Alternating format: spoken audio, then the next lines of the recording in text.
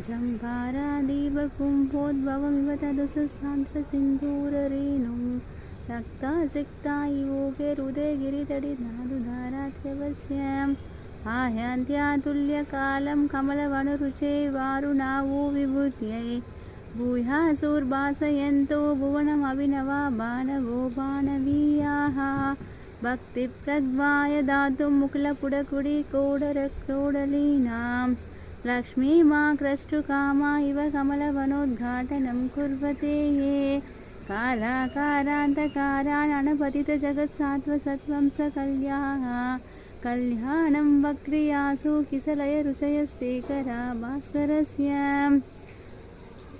विस्तारायाममानं दशभिरुपगतो योजनानां सहस्रैः शग्रे पञ्चारणापि तृतीयवति लसन्नेमि षट्के निविष्ट सप्तस्कन्धस्तुरङ्गाहितवगनदुरो